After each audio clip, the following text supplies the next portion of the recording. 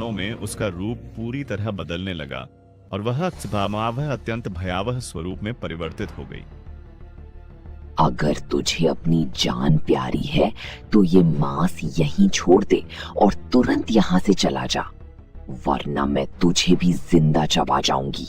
उसी समय मुझे समझ आ गया कि माँ अमावस्या की रात मछली भात खाने के लिए मुझे क्यों मना कर रही थी। काश मैंने उनकी बात मान ली होती। उसने मुझे चेतावनी दी कि यदि मुझे अपनी जान प्यारी है तो मैं वह मांस वहीं छोड़कर तुरंत चला जाऊं। एक गांव में कुछ लोग बैठे हुए थे। शाम के लगभग 6:30 बज रहे थे।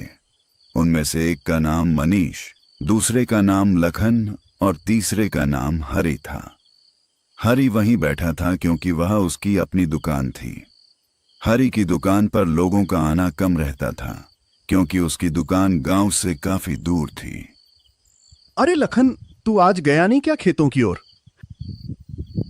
अरे हरी, क्या बताऊं तुझे, इतनी गर्मी में कहीं जाने का मन ही नहीं करता सिवाय तेरी दुकान के पास आने के, क्योंकि यहाँ थोड़ी ठंडक रहती है। दरअसल भीषण गर्मी के कारण गांव के लोग अक्सर हरि की टपरी पर आकर बैठ जाते थे क्योंकि उसकी टपरी के आसपास अपेक्षाकृत ठंडक रहती थी। दिन प्रतिदिन बढ़ती गर्मी के कारण आज भी उसके पुराने मित्र उसकी दुकान पर बैठे आपस में बातें कर रहे थे। आखिरकार माधव चाचा आ ही गए, अब तो माहौल अलग ही बनेगा। वहां जैसे ही माधव चाचा को सबने देखा, सबकी आंखों में खुशी झलक उठी क्योंकि वे अक्सर रोचक भूत प्रेत की कहानियां सुनाया करते थे। अरे चाचा, इतनी देर क्यों हो गई आपको आज आने में? अरे लखन, क्या बताऊं तुझे, दरअसल मेरे घर पर एक व्यापारी आया था। मैं उसी को अनाज बेच रहा था, लेकिन उसका व्यवहार बहुत अजीब था। ऐसा लग रहा था मानो वह इस गांव का हो ही नहीं। अरे चाचा, आपने उसका नाम नहीं पूछा क्या कि क्या नाम है और कहां से है? मैंने उससे उसका नाम भी पूछा और यह भी पूछा कि वह कहाँ रहता है, लेकिन उसने कोई जवाब नहीं दिया। बस अनाज के बारे में बात की, पैसे दिए और चुपचाप वहां से चला गया। जाते जाते वह एक बार मुड़कर मुझे अजीब नजरों से देखने लगा। कोई बात नहीं काका, आप पहले बैठ जाइए और बैठकर बताइए ये पूरा सिलसिला। कुछ देर बाद माधव चाचा भी उन नौजवान लड़कों के साथ बैठ गए और बातों का सिलसिला शुरू हो गया। धीरे धीरे बातचीत का विषय भूत प्रेतों पर आ पहुंचा। बताया तो था कि उस मंदिर के पीछे पहले भी कई हादसे हो चुके हैं और आज भी लगातार हो रहे हैं। काका, सब कहते हैं कि वहां एक बच्चा डूबकर मर गया था।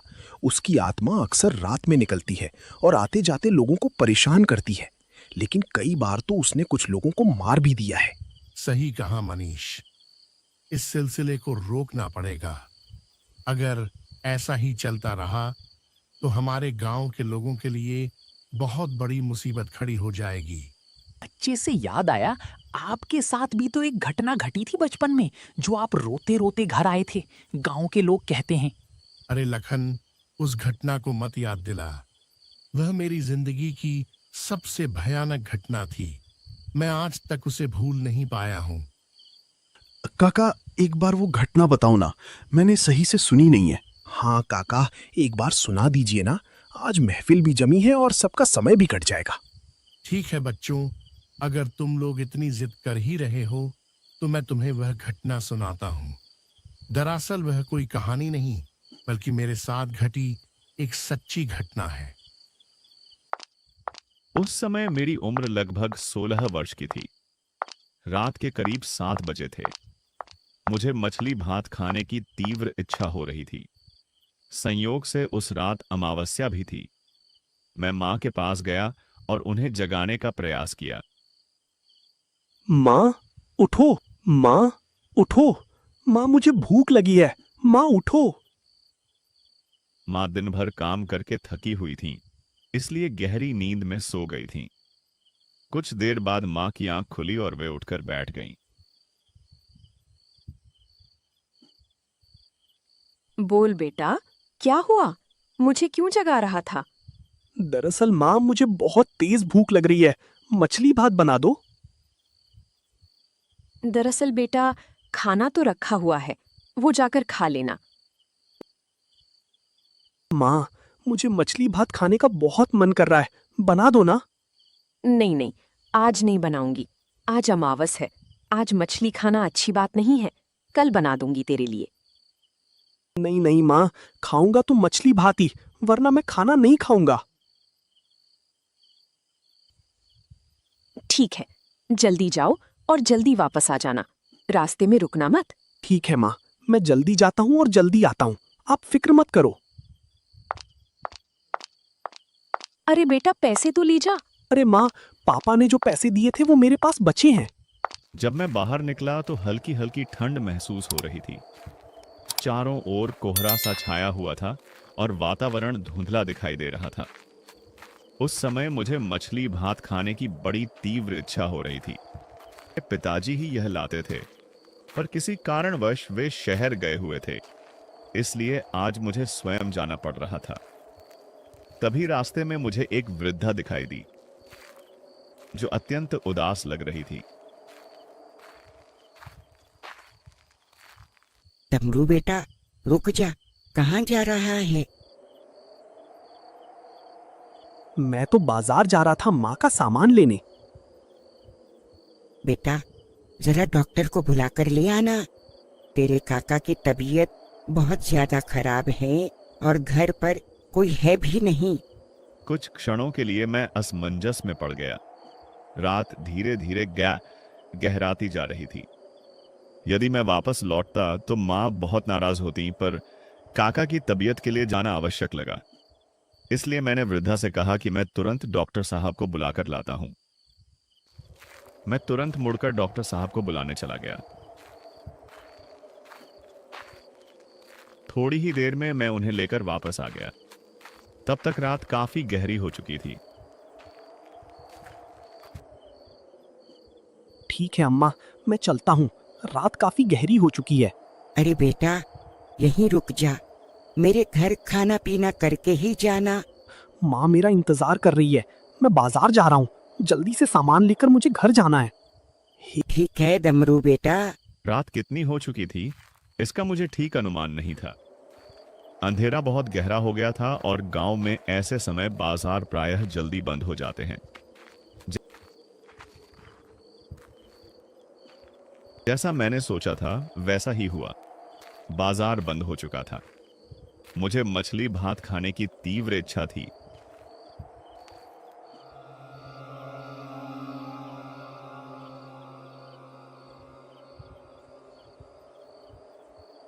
हे भगवान, उस बुजुर्ग महिला की वजह से दुकान भी बंद हो गई।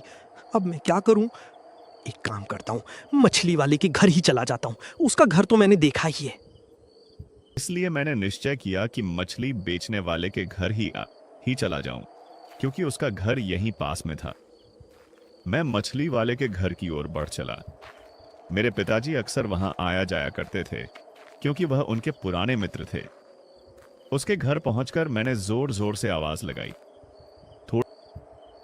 अरे, क्या घर के अंदर कोई है? मुझे मछलियां चाहिए थीं। थोड़ी ही देर में वह बाहर आया और मुझे ध्यान से देखने लगा।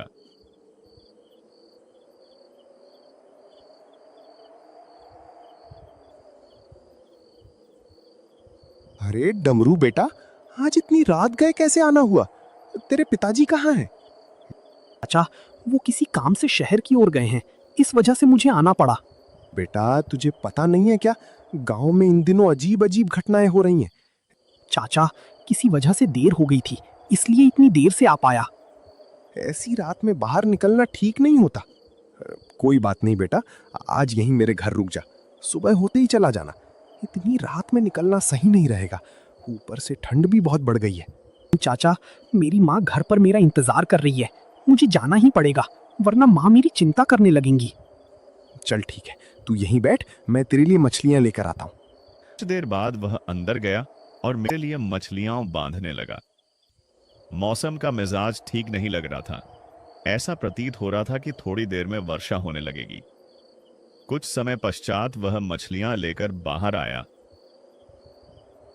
इसमें मैंने अच्छी तरह से मछलियां बांध दी हैं। अब जल्दी से घर निकल जा। लेकिन अभी भी कहता हूं, यहीं रुक जा। मौसम कुछ ठीक नहीं लग रहा। अरे चाचा, आप चिंता मत कीजिए, मैं चला जाऊंगा। चल ठीक है, ध्यान से जाना।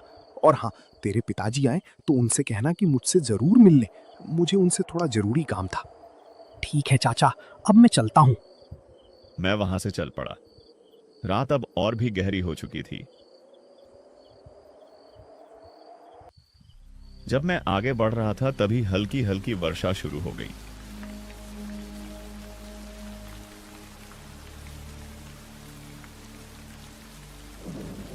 मुझे एक पेड़ दिखाई दिया तो मैं उसके नीचे जाकर खड़ा हो गया।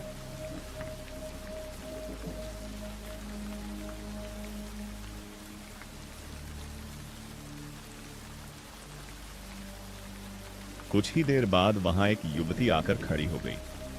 उसकी आयु लगभग 25 से 28 वर्ष के बीच रही होगी। दीदी, आप इतनी बारिश में कहां से आ रही हैं? दरअसल मैं इस गांव में अपनी बुआ के घर आई थी। जब मैं वापस लौट रही थी तब आगे का रास्ता पूरी तरह कीचड़ से भर चुका था, इसलिए मुझे किसी दूसरे रास्ते से जाना पड़ेगा। क्या बात कर रही हैं दीदी? आगे का रास्ता खराब है क्या? आगे का रास्ता सच में बहुत खराब है। चारों ओर कीचड़ ही कीचड़ फैला हुआ है। उसी वजह से मैं दूसरा रास्ता ढूंढ रही हूँ। मुझे भी तो उधर ही जाना था। मैं भी आपके साथ ही चल लेता हूँ फिर। हम दोनों वर्षा रुकने की प्रतीक्षा करने लगे। वर्षा तेज होती जा रही थी। मैंने समय पूछना चाहा पर उसके पास घड़ी नहीं थी।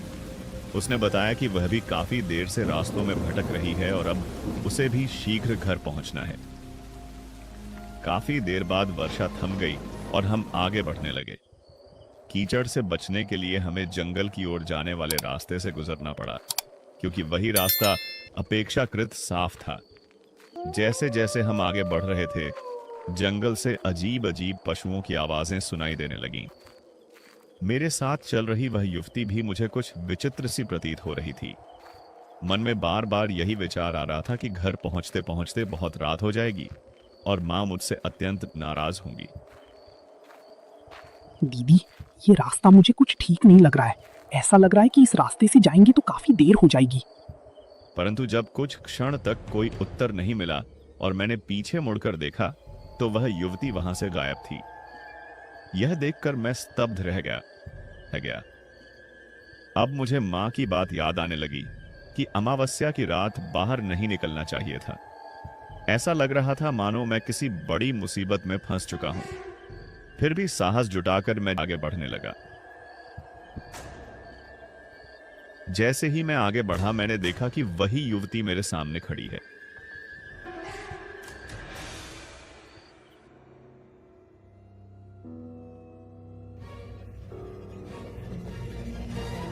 कुछ ही क्षणों में उसका रूप पूरी तरह बदलने लगा और वह अत्यंत भयावह स्वरूप में परिवर्तित हो गई। अगर तुझे अपनी जान प्यारी है तो ये मांस यहीं छोड़ दे और तुरंत यहाँ से चला जा, वरना मैं तुझे भी जिंदा चबा जाऊंगी। उसी समय मुझे समझ आ गया कि मां अमावस्या की रात मछली भात खाने के लिए मुझे क्यों मना कर रही थी। काश मैंने उनकी बात मान ली होती। उसने मुझे चेतावनी दी कि यदि मुझे अपनी जान प्यारी है तो मैं वह मांस वहीं छोड़कर तुरंत चला जाऊं, अन्यथा वह मुझे भी जीवित नहीं छोड़ेगी। उस रात मुझे कुछ भी समझ नहीं आ रहा था। अगली सुबह मैं गांव में अचेत अवस्था में मिला। यह देखकर मेरी मां फूट फूट कर रो। उस घटना के बाद मैंने कभी भी अमावस्या की रात मांसाहारी भोजन नहीं खाया। काका, आप तो सच में बहुत किस्मत वाले थे जो उस रात बच गए। हाँ लखन, उस दिन मैं सच में किस्मत वाला था जो बच गया। अगर उस रात मेरे हाथ में वह मांस न होता तो शायद वह मेरा ही मांस खा जाती। इसी वजह से उसने मुझे जाने दिया। अच्छा हुआ कि मैंने तुम लोगों को यह बात बता दी, वरना तुम लोग भी कभी न कभी ऐसी गलती कर बैठते। अच्छा हुआ चाचा आपने ये बात हमें बता दी, वरना मुझे तो इन सब बातों के बारे में कुछ भी पता नहीं था।